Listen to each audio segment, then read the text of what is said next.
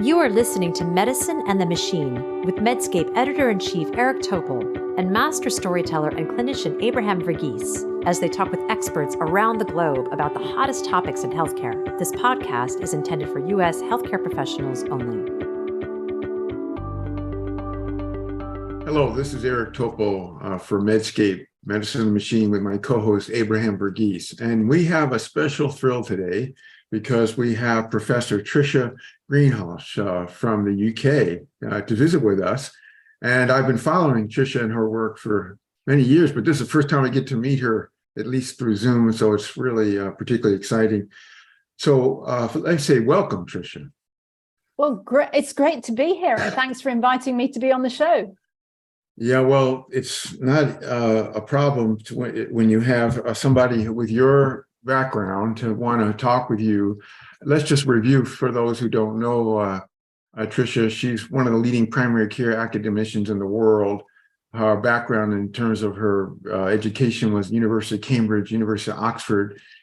She had posts at University College London, Queen Mary University, and now she is running a program on healthcare delivery where it intersects with social science. She oversees degrees, advanced degrees in translational health.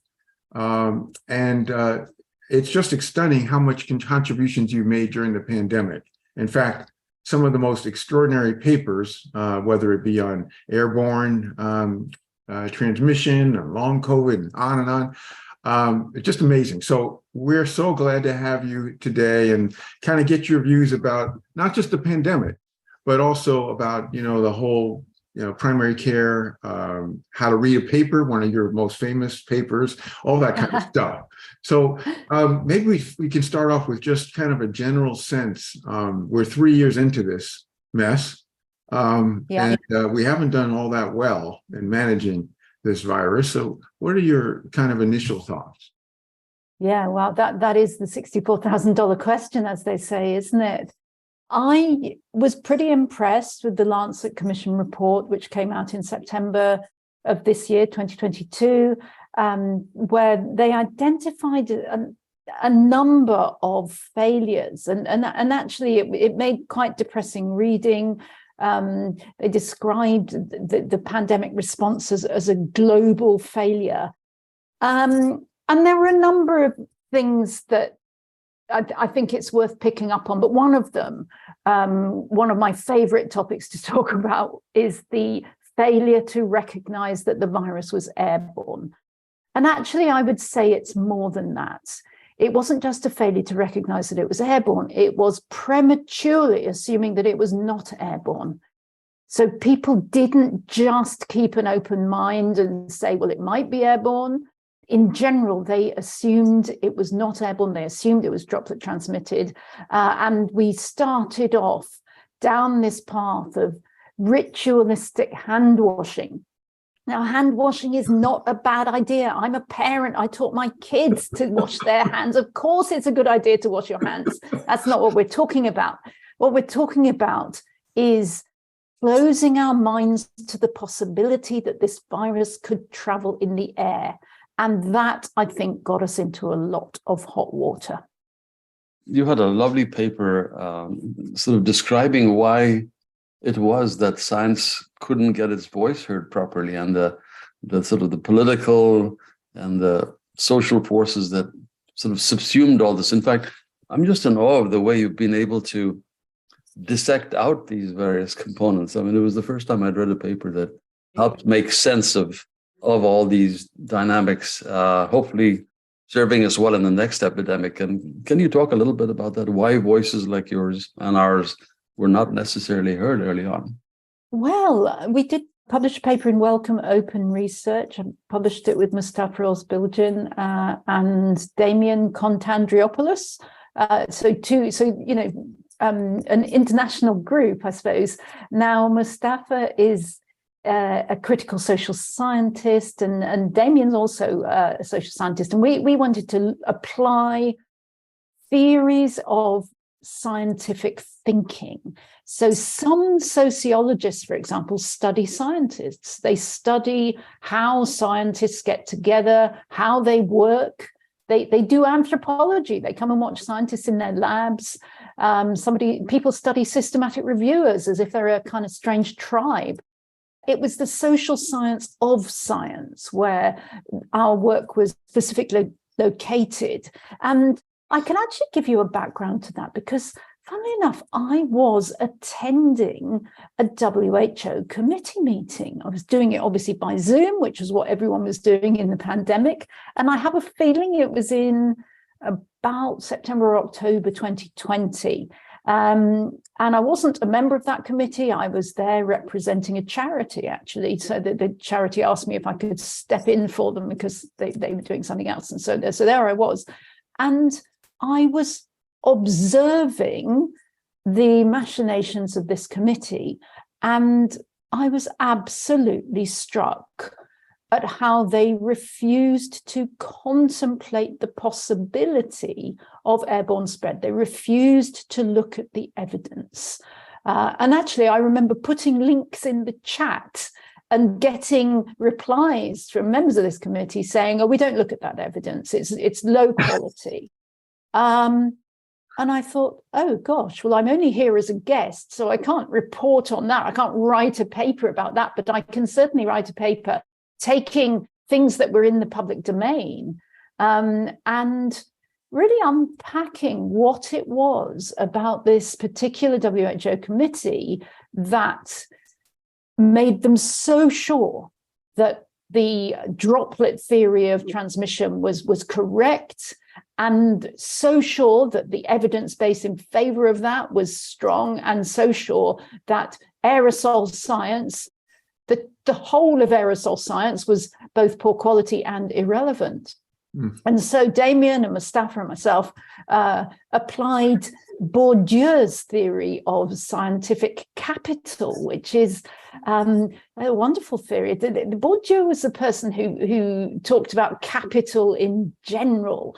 When you're bringing up your kids, you teach them things, and you don't just teach them mathematics and spelling and things. You also teach them how to behave, and you perhaps take them to concerts and teach them, how to be nice kids type thing. And so Bourdieu's theory of capital was that certain members of the educated classes will teach their kids all sorts of things that will build their capital.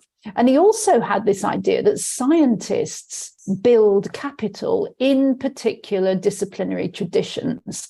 And guess what? Infection prevention and control scientists build their capital partly by doing randomized controlled trials of hand washing, for example. I mean, that's a very specific example, but scientific capital within infection prevention and control does not include the kinds of things that aerosol scientists do, which is, for example, measure how gases travel in spaces. That's just not part of scientific capital. But the other aspect of scientific capital is accolades and prizes and medals and publications in journals that are held to be prestigious. And so you started off this podcast by sort of reading out a few bits from my bio. And the idea is that you present me as someone who's got scientific capital in whatever topic it is we're talking about. Now, one of the things about that Infection Prevention and Control Committee at WHO was that the scientific capital of particularly leading members of that committee had already been built. They had prizes for this, that, and the other. They published the definitive studies of hand washing, all that kind of thing. So we unpacked all that, and we unpacked it both for the WHO and also for public health people. I think we used UK. Where else do we use? Canada, probably. And I think we used Japan. So we compared. And actually, one of the interesting things about the Japanese response was that they kept an open mind. The Prime Minister himself and other senior members of government published on a website on the 9th of March, 2020, we don't know how this is transmitted, but we have a bit of a hunch that it might be airborne. So while we're continuing to investigate that, perhaps you would not meet with too many people in indoor spaces, and perhaps you'd like to wear masks. So they shared that scientific uncertainty. But the other thing they did was they got advice from senior aerosol scientists who had quite prestigious appointments in Japan. It was quite a cool thing to be an aerosol scientist in Japan. Well, I can tell you, it wasn't a cool thing to be an aerosol scientist in the UK or in Canada or in the USA. And indeed, the WHO now famously ignored a letter from 238 aerosol scientists who wrote to them in July 2020 saying, look, we think this is really important. We think lots of people are dying unnecessarily. We'd like to help. And that letter was just ignored, not quite ignored, because the committee did change its website, but they changed the website in the opposite direction. They changed the website to say, we still think there's no evidence of airborne spread, which was in retrospect was very, very sad. Anyway, the point about it was that I was applying my training as a social scientist, because I studied social sciences in the middle of studying medicine. Actually, I took some time out and did a bit of social science. So we was applying that. And actually, we very recently applied that same set of ideas in a paper that is less social sciencey, in a sort of mainstream paper for the British Medical Journal, which was published just a couple of months ago as part of the BMJ's series of papers to hopefully inform the thinking of the official inquiry. Whether or not the official inquiry reads those papers is up to them, but the BMJ hopes they will. Well, Tricia, there's a lot of things that you just mentioned. Firstly, just to also reinforce Japan's best performance in the pandemic in the world as far as industrialized nations. So I'm sure it had something to do with the openness and the proper communication. Also, they, as you well know, they were distributing masks to their residents very early on. And what I don't understand, and the paper you published on the 10 reasons for airborne transmission in the Lancet, I think is one of the most cited papers, certainly altmetric, one of the highest of the whole pandemic, which says a lot because you know how many papers have been published. Yeah. But how can physicians deny the use of masks with a respiratory virus? I mean, how can scientists and physicians say that masks don't help when you have a virus that is respiratory? I still don't get this. It's sort of counter to common sense, isn't it? Well, I qualified as a doctor in 1983, and by the early 1990s, I think it was 93, so I've been qualified about 10 years. And I remember because my last kid was born in 92, so I'd just gone back to work basically, and I arrived back and there was this new thing that hadn't been around when I went on maternity leave. This was evidence-based medicine. And at the time I was working in University College London, and I, like almost everybody then, you know how you're sort of young, just got your first academic job, and you think, oh, look, this is the new thing. And so you jump on it. And within a couple of years, I was actually running these training courses in evidence-based medicine in London. And Dave Sackett from the EBM community was running them in Oxford at the time. And we were, liaising. So I was very much part of that exciting early evidence-based medicine movement. Now, I'm not anti-EBM. It's really important to say I'm still absolutely passionately sold on the idea that randomized controlled trials are a great idea for some questions. I'm a cancer survivor. I owe my life to a randomized controlled trial, okay? The treatment that cured me 7 years ago of rather nasty cancer was tested in an RCT, so I'm not opposed. But over the last, 30 years or so, I have begun to realize that whilst randomized controlled trials are a brilliant idea for testing drugs, they are a catastrophically bad idea for testing certain other things, masks being one of them. And the reason for that is that and there's a lot of philosophical reasons, but there's also common sense reasons that the RCT is a very artificial thing. You randomize people to either have A or B, and you have to keep everything controlled. Well, the thing about masking in a community, in the real world, is you cannot control everything.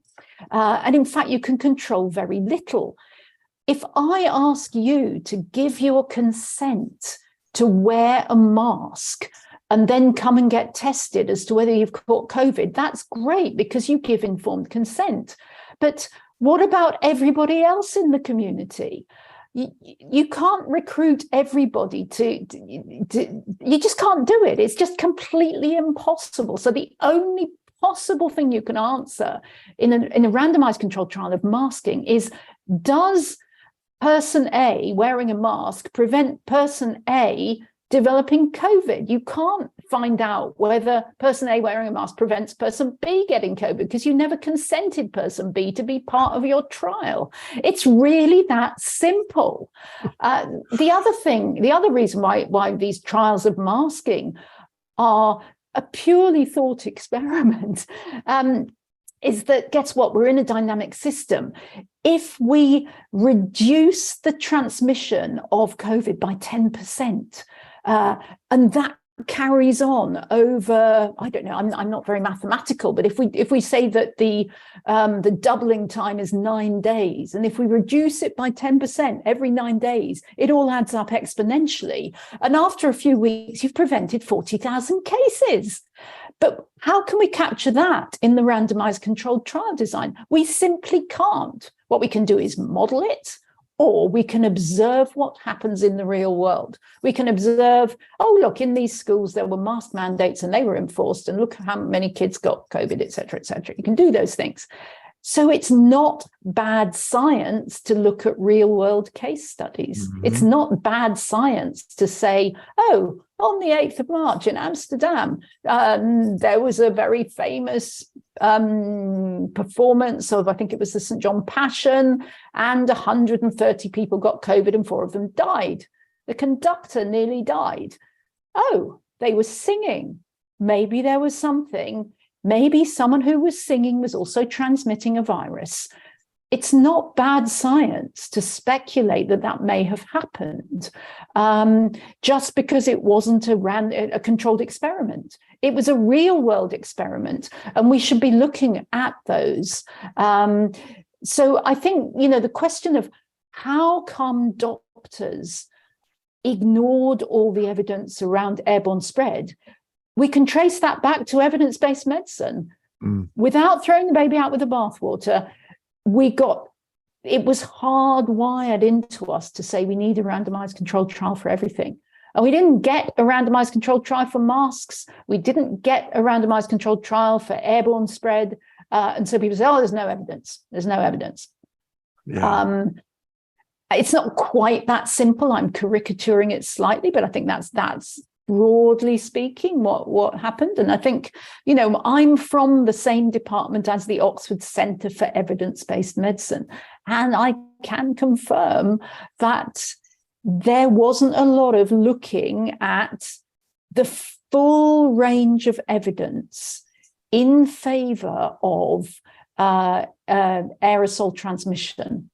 There just wasn't, because I was working with that group initially, and they didn't want to look at it. They didn't want to look at it. And of course, that's what we did. And in fact, very early on, it's actually one of my students came to me and said, we've got this question that's come in from the public, blah, blah, blah. And I said, look, that looks to me like a question about how fluids travel in spaces.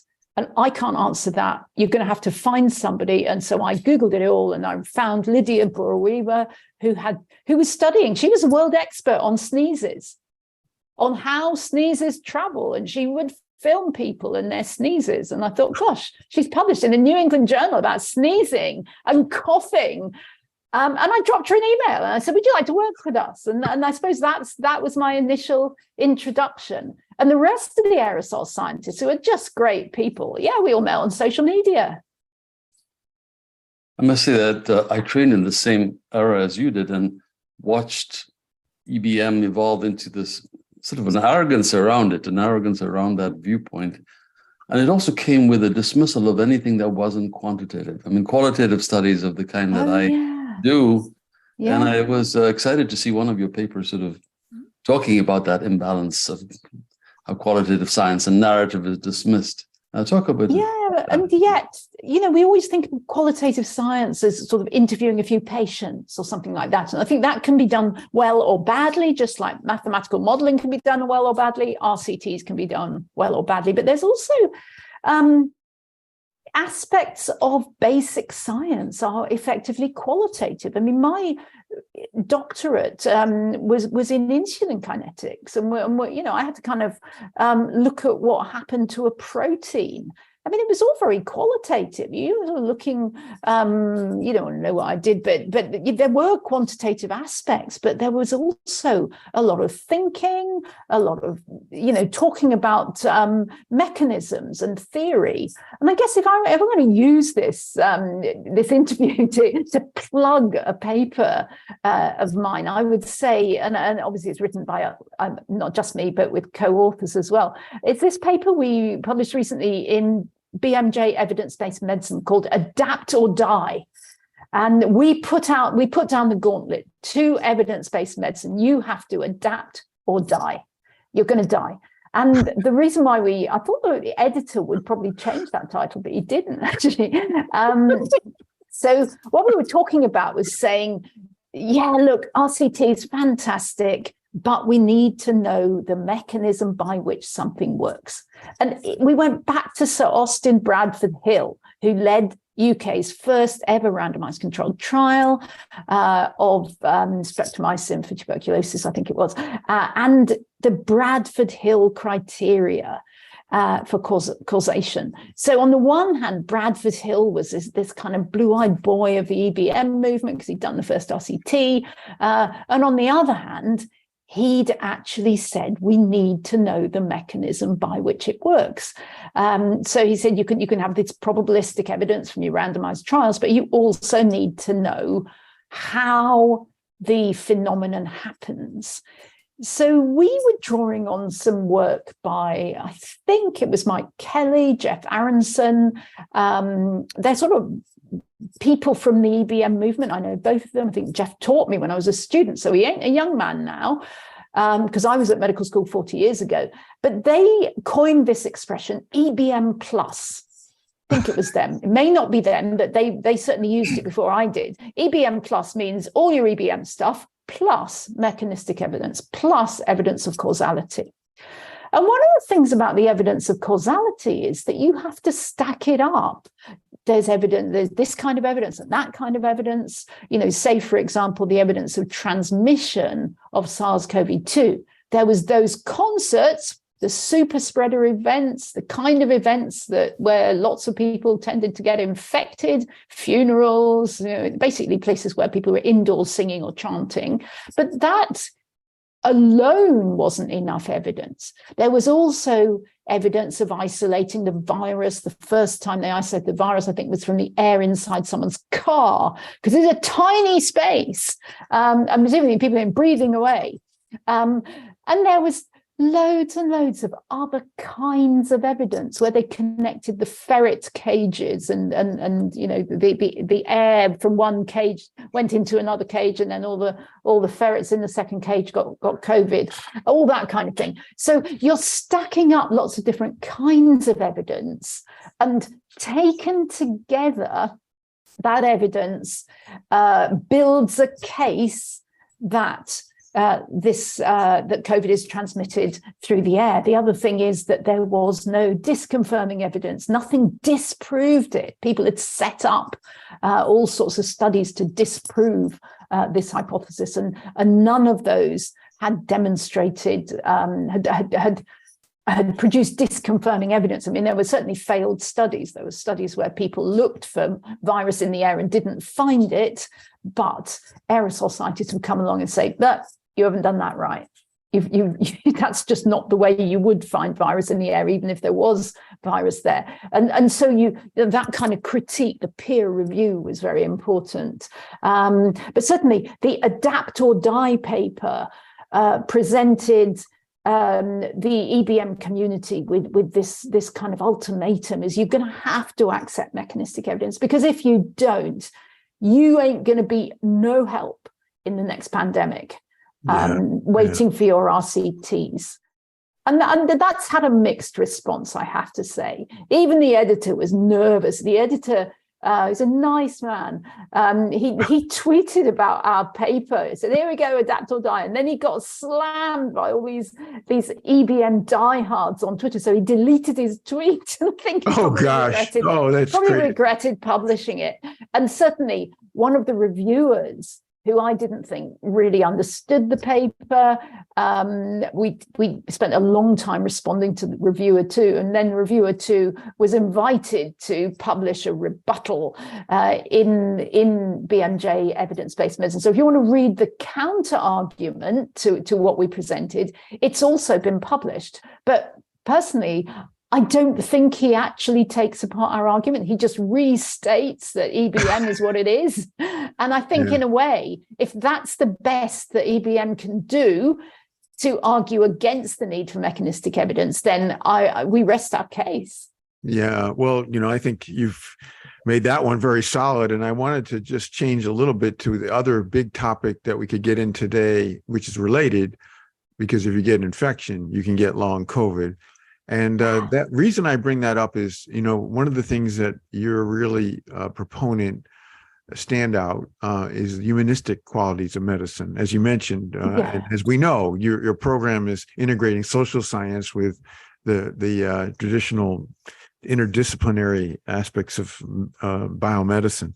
Now, there's just like the dissing of masks, there's people out there who still don't believe there's such a thing as long COVID. It's incredible. Yeah. Just incredible.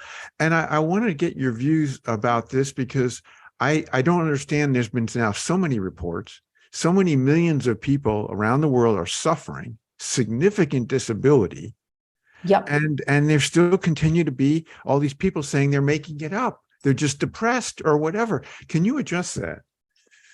Yeah, there's two ways into this, aren't there? One is that there is, as you know, Eric, there is no single biomarker that I as a doctor can measure and say you do or you do not have long COVID.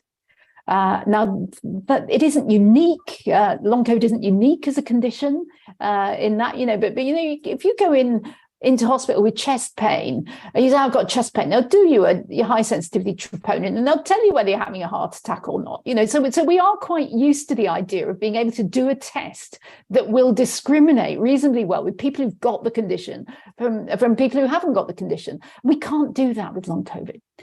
The diagnosis is made on the basis of the history, the pattern, and how things unfold. For example, it often fluctuates, not always, but those kind of things. And those, I guess, are fairly soft indicators. So that, I think, is why some doctors in particular are quite skeptical. Second reason is that doctors probably don't read all the obscure literature where all kinds of metabolic abnormalities have actually been quite well documented. But those metabolic abnormalities that don't tend to get measured in patients who are attending long COVID clinics, or even more with primary care physicians, people don't tend to get many tests. But there's another thing that I think is we need to factor in, and that is the risk, the political risk, the ideological risk, if we accept that long COVID is a real disease, if we accept that it is common, if we accept that in some cases it is very persistent, it may be, in fact, it could be lifelong. We do not know. It's only been around for 3 years. We don't know whether people who are not better yet will ever get better. Now, if we accept that that is the case, that basically means that either society is going to get sicker and sicker and sicker, and more people of working age are going to be unable to work, or we're going to have to implement major changes in our way of life to prevent COVID. And that means expensive investments by governments and businesses and public buildings in ventilation systems and filtration systems. And it also means that if you get on a bus or a train or a plane, you're going to have to wear a mask. And someone might have to make you wear a mask. Now, we've been round and round this argument as to whether that is a reasonable and acceptable thing. And in some settings, the libertarians have won. It's really not acceptable. I think particularly in schools, if you've got sort of 13-year-old kid or something like that, why should my little kid have to wear a mask? This is interfering with their learning and with being a normal child and all the rest of it.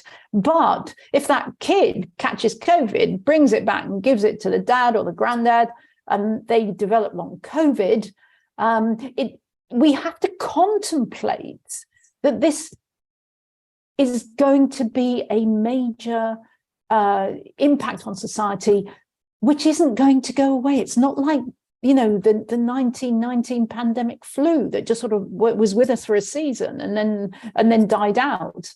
COVID may not die out. And so I think people are not ready to get their heads around that. And so in the absence of a biomarker, and given that most of the evidence is buried in journals that most people don't read, I can see why this is happening. I really can. And where people change their minds is when a family member develops long COVID, and then they realize that, well, maybe it's not all in the mind. But yes, it's an interesting and really a tragic phenomenon. But if you go back to 2003, and then follow up people who had SARS, they had long SARS, SARS-1. Yes. They had exactly the same kind of thing. It didn't manifest exactly in an identical clinical way, but it was very comparable.